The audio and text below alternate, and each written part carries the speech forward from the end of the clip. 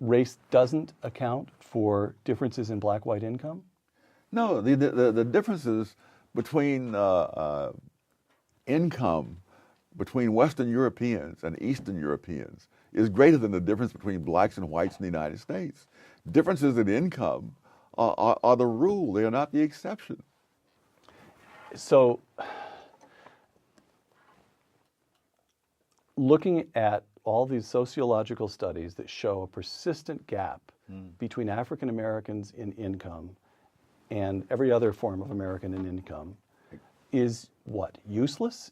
It tells us things that we don't need to know? It misleads us? How would you describe that? Wrong, I think, sums it up. It is not true. Hispanics have a lower per capita income than blacks. Hispanic households and families have a higher income than black households and families, simply because the Hispanic families are larger. Okay. Now, this last assertion, race and discrimination, you suggest, are not so closely linked that they move up and down together. First of all, distinguish the two, race and discrimination. Racism is an attitude inside people's heads. Right. Discrimination is an overt act taking place outside in the real world. Okay. So not only with blacks, but you find the same thing with Jews in previous centuries, that part of the United States where there was the most racism against blacks, namely the South, right, is where black construction workers were much more common than they were in the North, right on into the 20th century. And most people are unaware that in the South, blacks were the construction workers. I remember a professor at Howard University saying that when he was a boy in the South, his father pointed to some man on the street and said, he was the first white construction worker in this town.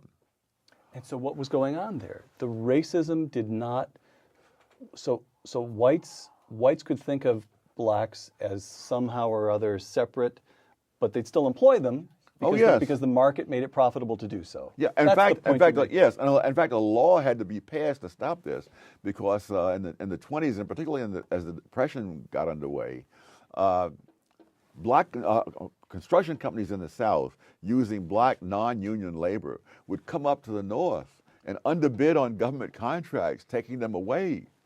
And so this was very common, to the point where they passed the Davis-Bacon Act, which said that on government contracts you must pay the prevailing wage, which translated almost invariably into the union wage. Right. So your point on the distinction between racism and discrimination is, don't worry about racism. It's inside people's heads. You can't measure it.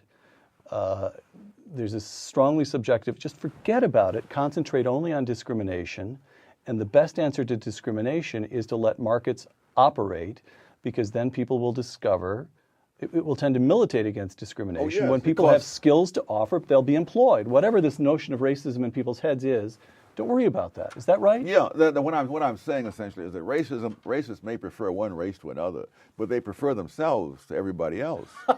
So they'll do what's profitable. That's right. And okay. that was even true in South Africa under apartheid, that there were hundreds of construction companies in South Africa that were fined in a government crackdown because they were hiring more blacks and in higher positions than they were allowed to under the apartheid law, because that was where the money was. All right. Segment 3, race and culture. Economic facts and fallacies. A fallacy is that the current fatherless families so prevalent among contemporary blacks are a legacy of slavery, where families were not recognized under slavery. This ignores the fact that the problem has become much worse among generations of blacks far removed from slavery than among generations closer to the era of slavery, close quote. Explain that. You mean explain why it is so, or yes? Why is that? What on earth is going on there? That is so counter to what we assume. Well, first of all, most people have not recognized the fact that if you go back into the 20s, you find that married couple families were much more prevalent among blacks then than today. You find also, incidentally, that the blacks had, as late as 1930, blacks had lower unemployment rates than whites. So all these things that we complain about and attribute to the era of slavery, those things should have been worse in the past than in the present. Right. But in fact, they're worse in the present than in the past. And I think if you want to look for a turning point, it would be since the 1960s. And what happened in the 1960s? Oh, you began to have not only the welfare state, you began to have the mindset that goes with the welfare state, so that there was no stigma any longer attached, for example, to being on relief or welfare. And so, but why? Well, illegitimacy is exploding now among, it's high among Hispanics, Yes. and it's exploding among whites. But the Moynihan report, when was that, Tom? Or in the 60s, 64, 65. When Moynihan talked about the illegitimacy rate among Yes. blacks, which was exploding then. So what if the welfare state changes the way Americans think? Yes. Why did black Americans prove susceptible to that change first? Because they were poor. I don't think that many Asian American girls who are preparing to go off to Stanford or Harvard are going to say, hey, I can live on welfare, why should I abstain? Two quotations, Tom. An editorial in the New York Times, quote, "Racial stereotypes still wreak havoc with the job possibilities of young black men," close quote.